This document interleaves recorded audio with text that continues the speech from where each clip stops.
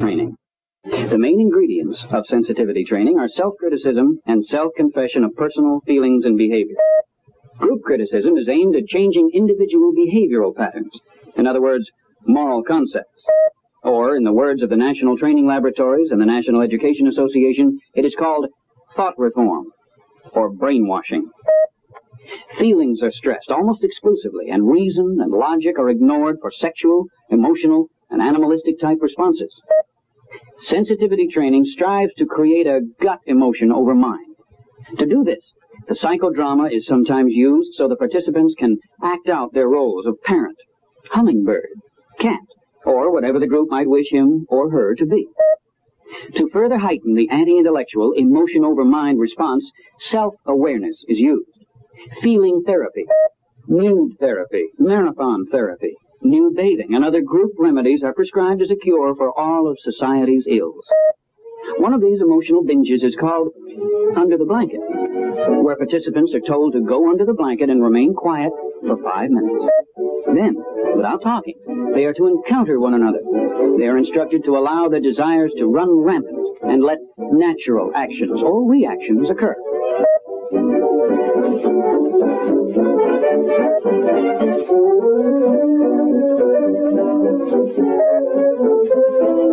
History has recorded that there have been two kinds of people in this world, the good guys and the bad guys, just as anyone who's ever seen a grade B Hollywood movie knows.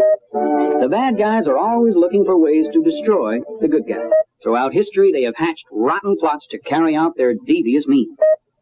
Whether it involves spiking someone's drink or taking advantage of the handicapped, the bad guys don't care whose toes they step on in their selfish quest for power.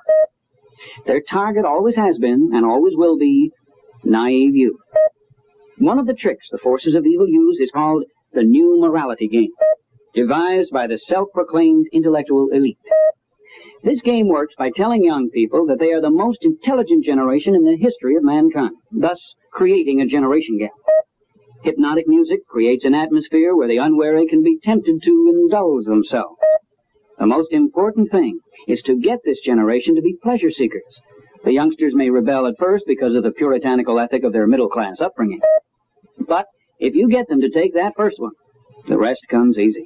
And for the more naive, there are those strange-smelling cigarettes from below the border. Once you've got the youngster high, they will seek these kinds of experiences at every opportunity, creating a generation which is pleasure-bent, self-indulgent, or, as Dr. Timothy Leary says, a hedonistic society. This theme being promoted as the new morality over and over in the press, in the movies, on radio, on television, is designed to place a whole generation on one big orgy. And when they've indulged themselves to capacity, the bad guys will sock it to them. This time, the villains aren't going to settle for the heroin or a mortgage on the modest cottage. They're after real money and power. How far has this devious plot gone in this country? One wonders at some of the things going on around us. The increase of the use of narcotics in this country has alarmed many people. Sexual promiscuity, with a corresponding rise of venereal diseases, has been a cause for grave concern. And you can understand why when you see this baby born with syphilis. Racial tension has caused alarm. Who can forget the specter of Detroit and Watts? America is a problem-solving nation, accustomed to solving problems with immediate solutions. And the answer being presented today to all of these alarming problems facing our nation is sensitivity training. The cry comes up, is this just one more devious plot by the forces of evil to destroy good? Or is this the first step to a world of peace and utopia? Let's look at the facts. Sensitivity training has its roots in the conditioning experiments conducted by Ivan Pavlov, the Russian physiologist. Pavlov's famous experiments demonstrated how dogs were conditioned to salivate when a light was flashed on. What is less known is that Pavlov conducted the same kind of experiments with human beings, showing that human behavior could also be conditioned. The Russian communists found an immediate political use for this new scientific knowledge. They used Pavlov's conditioning principles as a means to control the mass. Through Bolshevik self-criticism, we will enforce the dictatorship of the proletariat, was the cry of the Communist Party.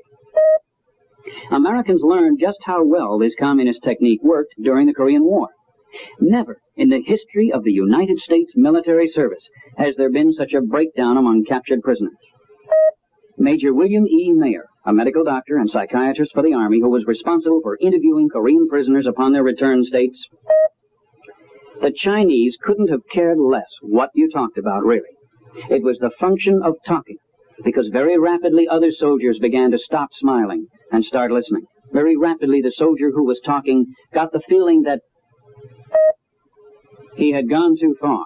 He had exposed himself too much. So, when 10 men would walk out of a self-criticism group, they would walk out in 10 separate directions, divided like sticks in the Old Testament that you can break so easily when they are apart, but are so strong if they are together." After these well minds were made sick, the Red Chinese were able to have as few as 6 men guard 600 American prisoners. For the first time, the U.S. fighting man did not try to escape his capture, and 30%, rather than face this bewildering experience, simply rolled over and died. If the Germans had used the same principle during World War II, there would be no such program as Hogan's Heroes on television. The loyalty and cooperation, the will to win that makes up the plot of the Saturday night television show was completely destroyed in Korea by the Red Chinese version of sensitivity training. The few Hogan's Heroes of Korea, those fighting men who had strong religious or moral convictions, were called hopeless reactionaries by the Chinese and were separated from the others and placed under heavy guard. Sensitivity training goes by many different names: group dynamics, youth counseling, social engineering, encounter, self-evaluation, human potential workshops, human relations lab, the games people play, group analysis, T-group training, attack-in, interpersonal relations, management development, all are names for sensitivity training or brainwashing. Sensitivity training should never be confused with group therapy, which utilizes the strength of group interaction to help the individual rise above his problems. A good example of this beneficial therapy is the success of Alcoholics Anonymous. Ideally, this form of group therapy strengthens the individual and reinforces the convictions he already holds. This is why group therapy was popular in business and industry for leadership training, although this type of therapy is rapidly declining. Sensitivity training, or brainwashing, however, uses the group to criticize the individual's convictions and undermines them, if possible. In such a manner, it is possible through sensitivity training to subvert respect for parental authority, loyalty to country, religious and moral convictions, and the worth of the individual in making his own decisions.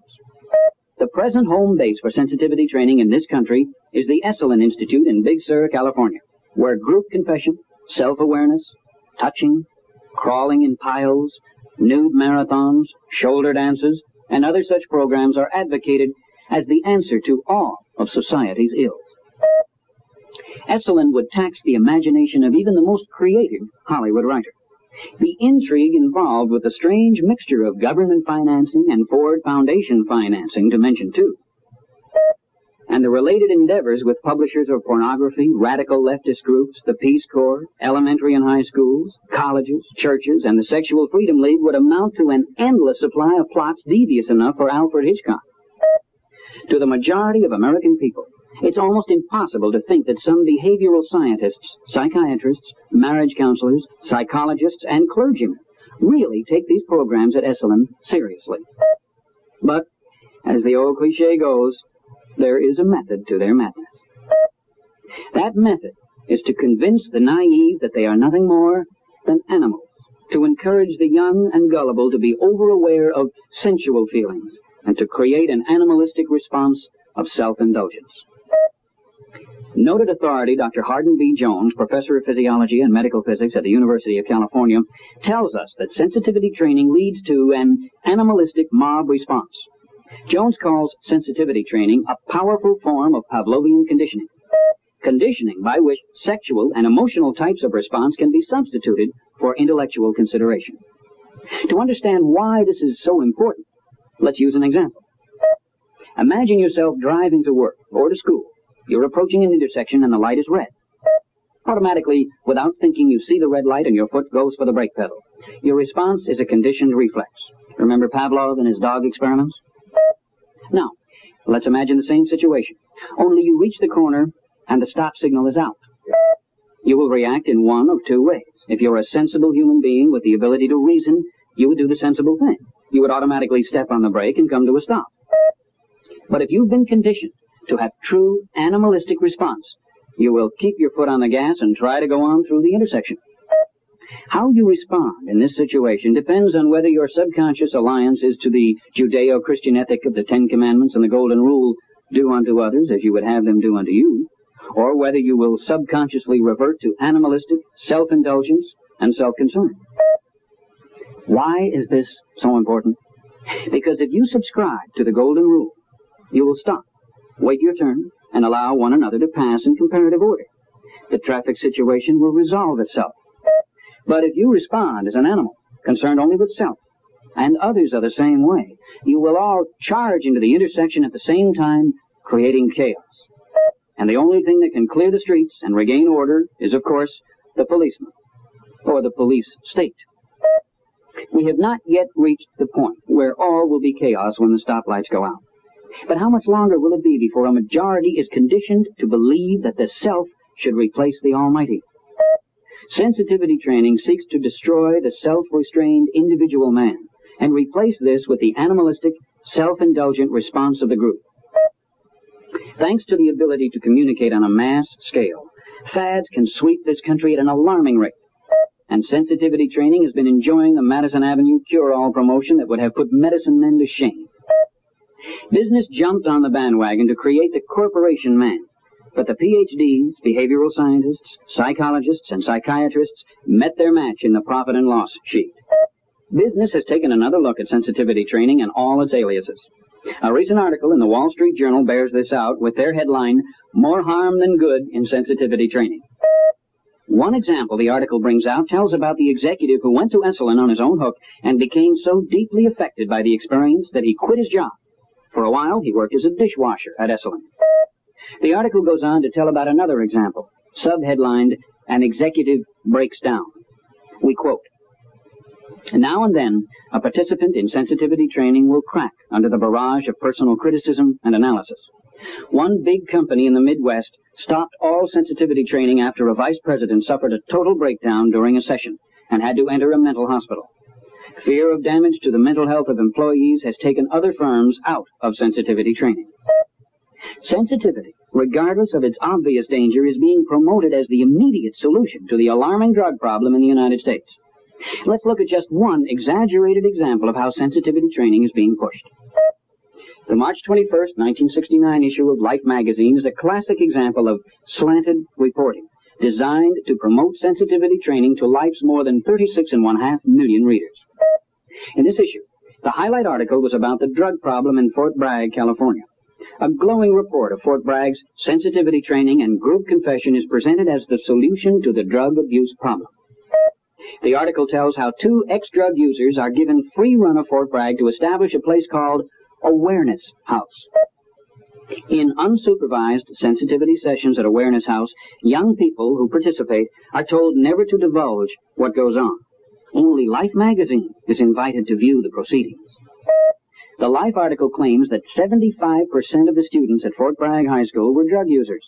But the Awareness House staff itself admits that only 14% ever came to Awareness House, and they can't substantiate that even one of them has been completely cured.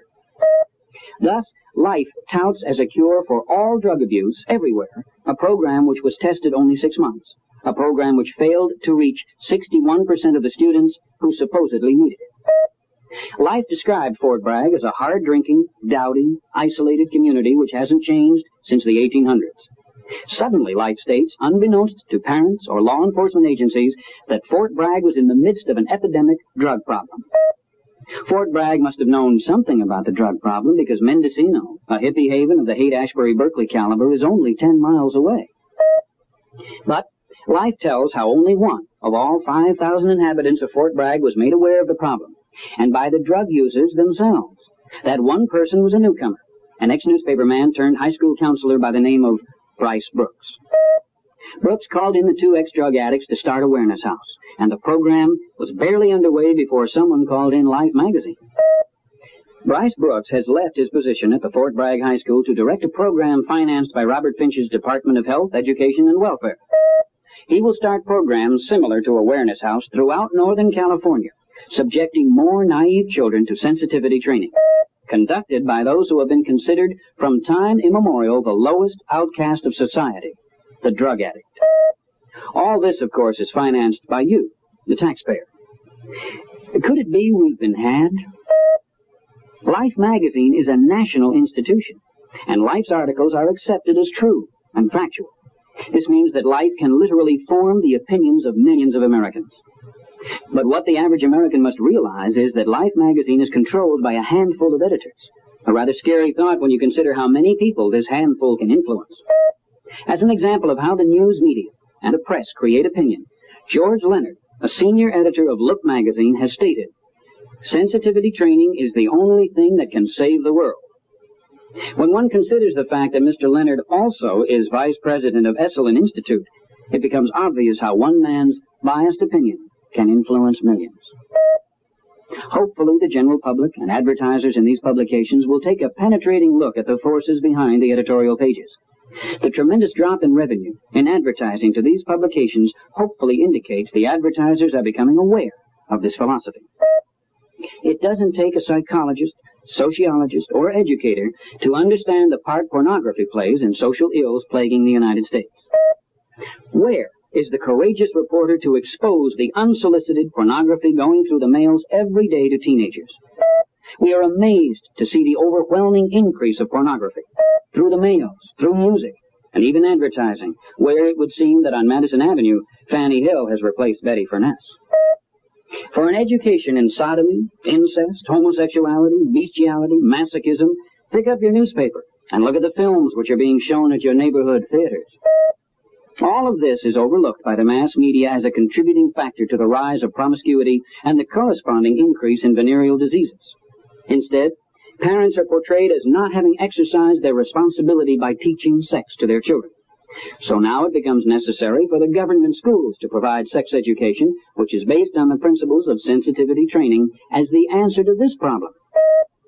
Family life education encourages youngsters to write or talk about family experiences and discuss things which can only be classified as personal.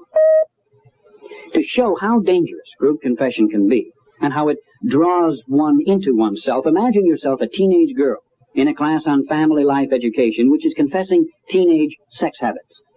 Wanting to be part of the discussion, she confesses how she becomes sexually stimulated by being kissed and petted in a particular way. Can you imagine what she can expect from boys on future dates? Psychologists emphatically warn of the dangers of a lay person conducting such group encounters. Parents in Evanston, Illinois, bear this out with their description of the results of sensitivity. One mother said her daughter became hysterical. Others said their teenagers were unable to sleep. One boy reported that after an evening stint of blanket crawling and bread passing, he found himself on a street several blocks from his house at 3 a.m. with no recollection of even getting out of bed. Perhaps you can understand now why prominent psychologists like Dr. Everett L. Shostrom warn, never participate in a group encounter with close associates. Never participate in a group that lacks formal connection with a professional on whom you can check, he says. Both these warnings went unheeded during sensitivity training sessions financed by the federal government for 36 Darien, Connecticut teachers. Leaders of the motel-housed sessions encouraged and, yes, even demanded that the participants kiss, fondle, and stroke one another. And of course the trainers joined in too. Absolutely no ground rules were established. Why were the sensitivity training sessions held? These 36 teachers were being prepared to teach sex education in the Darien schools. Perhaps you're thinking that we'll just never allow sensitivity training in our school. Are you sure that the masters of deception haven't sneaked it in already? A chat with your youngsters might prove enlightening. Any case of group confession or encouragement to discuss family problems, and you've had the course. You may become further enlightened by turning the subject to race relations. The same forces that have given parents the guilt complex necessary to accept sex education in the schools have been at work convincing young people that their parents are bigots. It has been almost impossible to pick up a magazine for the past several years without a race theme. Articles tell and retell about the alleged white, middle-class discrimination against all minority groups, especially the Negro. Television has made household words of Rat Brown, Stokely Carmichael, Eldridge Cleaver, and has almost conferred sainthood upon Martin Luther King. The preponderance of these articles has created such a massive guilt complex that naturally the only answer to this dilemma is sensitivity training. Berkeley, California was the first community to feel the pangs of a collective guilt complex created by the news media.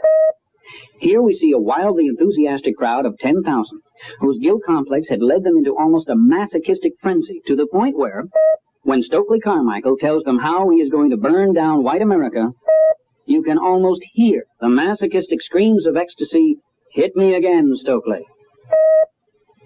Naturally, such a progressive community as Berkeley, with its overwhelming social conscience, would be the first to instigate cross-town busing to ensure racial balance. Supposedly to avoid racial prejudice on the part of the Berkeley teachers, sensitivity training has become mandatory for all teachers, administrators, and classified employees of the Berkeley schools. They have to submit to sensitivity training or lose their jobs. Just think, with mandatory sensitivity training, maybe the whole country could be as progressive and beautiful as Berkeley. Is this really the only thing that can save the world, as expressed by George Leonard, the senior editor of Look magazine? At this point, it should be made perfectly clear that only in a free society, such as the United States of America, can people sit around in the nude, confess their misgivings, and fondle one another if this is their desire. They can call it sensitivity training or anything else that happens to pop into their perverted minds. As long as they don't force their will on others, we as Americans have no argument with them. However, we do take issue with the small group of self-proclaimed intellectual elite who, it would appear, feel they alone are capable of guiding the destiny of the American people. A classic example of this is Otis Chandler, publisher of the Los Angeles Times, who in a meeting of stockholders of the Times Mirror made the following statement. A mass newspaper like the Los Angeles Times must remember that the preponderance of its subscribers have a basic interest in preserving the status quo, or they think they have. A mass newspaper, then, once it has begun slowly to grasp the dimensions of the problems of its society, can begin slowly to document them, to fulfill one of its primary purposes, which is to educate. I think this is the most difficult of all our roles, to educate, because more often than not we will be attempting it against the will of our subscribers. If his subscribers are so stupid they have to be educated, how can they be considered smart enough to purchase the products advertised in Mr. Chandler's newspaper? Every day of our lives, we Americans are encountering a form of sensitivity training or education. To understand this, think of yourself watching the news on television with your family or friends. Now consider the news commentator your group leader. He and his staff alone control what you will see from a single day's news events, and you are subject to his interpretation of these events. You are experiencing a form of coercive persuasion. If you reject the commentator's interpretation because of preconceived values, logic, or moral beliefs, you become subject to group criticism, and either you conform or you are branded an extremist. This thought control is the basis for the elusive middle-of-the-road philosophy, which means I'll accept anything that makes me safe from criticism. Television, with the ability to control the country's thoughts, can evoke an emotional response at will on any subject it wishes just by interpretation. How often have you seen a news event followed by a collective cry all over the country, "There ought to be a law"? And that's just what the government has done. Passed laws, and laws, and laws, and laws. What's happening is really very simple. In essence, it's the theory of the collectivist philosopher Hegel. Thesis, antithesis, to create synthesis. What does this mean to the average American? It means action and reaction to result in loss of liberty. For example, let's take a civil rights demonstration. The demonstration is the action or thesis. The outrage and indignation of the general public is the reaction or antithesis. When the public demands, "Why isn't something done?" the laws that are passed by the federal government are the synthesis or the result of the action-reaction, which can result in the greater loss of liberty. For another example, let's take the problem of sexual promiscuity and venereal disease, which is the action. The concerned parent seeking an immediate solution reacts like most Americans and is convinced that sex education in the school is necessary to solve these problems. The result is the federal government dictating the morals of our youth. The ultimate result is that the parent relinquishes his responsibility to nurture the moral principles which are the prerequisite of a free society. The state can now legally dictate morals, a prime requirement for a totalitarian state. What about drugs? This creates the action. The reaction you've already seen. A blind acceptance of sensitivity training sessions conducted by ex-drug addicts. The result? The ability of government exploiters through sensitivity training for ultimate thought control of the mass. It's certainly no secret that the pills the youngsters are using come from Mexico, that the marijuana they're smoking comes in from Mexico, and that heroin, too, is coming in from Mexico. It would seem logical to cut off aid to Mexico until they clean up this mess, or subject people to search at the border, in the same fashion we do with people coming in from overseas. Instead, our president is now proposing a law which gives government the power to break into your house in the middle of the night, if they like, without a warrant. Student rebellions probably serve as the best example of action-reaction. If you talk with the radical students, they will tell you that they are rebelling against the establishment and that they are rebelling for freedom. In reality, they are creating an emotional reaction by the general public which demands federal laws to control the rebellious students. So these campus dissidents are destroying the very thing the students are trying to gain. The ironic factor is that many of these radical student leaders are self-confessed communists, and communism is the greatest living example of the totalitarian state the world has ever known. But for some reason, this double standard is swept under the table by the communications media, who wear flak jackets and helmets to cover the activities of the love children. The most obvious example of action-reaction is an assassination, the action. The reaction is there ought to be a law. This results in a proposed solution of registration and final confiscation of all firearms in the United States. These things have little meaning by themselves, but put them all together, and they represent the makings of a total state, or a totalitarian state. The difference between our country and Nazi Germany, Communist Russia, or whatever these totalitarian states want to call themselves is simple. It is a matter of laws. The totalitarian state has thousands of laws to enforce the golden rule. Do unto others as you would have them do unto you. Our country has very few laws because our country was founded on the Judeo-Christian ethic, in God we trust, not in man we trust. Our forefathers designed a constitution based on individual self-restraint and based on the premise that government is to serve the people. Government powers were limited to protect the people from having evil men gain control of our nation by creating a strong central government. 2/3 of the world today is ruled by a handful of men who use two simple methods to keep the masses in line: fear and force. The force is justified by laws and works very simply. Step out of line and you are shot. Fear is less obvious. It is accomplished by sensitivity training, defined here by collectivist Harry Overstreet. It is perfect because the individual has no real life outside the several collectives to which he belongs. And within any one of these, he can at any time, without warning, have his future put in jeopardy by having some fellow member accuse him of some deviation from the approved norm of behavior. What is at issue now is not the offense itself, but rather the manner of his response to group criticism. He is on the spot, alone. Thus, there is set going one of the strangest and most potentially destructive rituals ever devised. The lesson we as Americans must learn from the rise to power of these dictators is that it was the conspiring of the rich and the intellectual elite that brought the dictator to power, not the people. In the name of the people, in the name of the common good, they justify their wars, atrocities, deception, and cunning. Today, in this country, we are being told we have a sick, bigoted, over-materialistic society, and that for the common good, the government must take on the responsibility to feed the poor, eliminate discrimination, educate the children on sex, ensure housing for minorities, regulate finance, provide medical care, finance sensitivity training, all in the name of the common good. Not too many years ago, a madman in Germany wrote a book called Mein Kampf, in which he told the world how, through the use of psychopolitics, now called sensitivity training, he could capture the minds of a generation of German youth, and with them, conquer the world. Nobody took him seriously. How many people today take seriously the anti-religious, humanistic forces at work in this country promoting sensitivity training? It took Hitler's youth informing on their parents to shock the world into realizing how successful were the ideas of this madman. But then it was too late. If the forces of evil are successful in this country, this child may never know freedom, may never know individualism. She may be in constant conflict with those who love and care for her. This child can be the tool to bring radical change to our form of government, to our family structure. Our Supreme Court has made it illegal to pray in the classroom.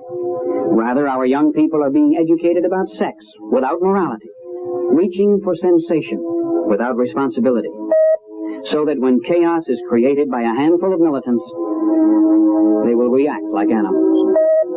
Or, if you will, when the stoplight goes out, it will be every man for himself. And out of the chaos that is created, the only thing that will restore order will be the inevitable police state.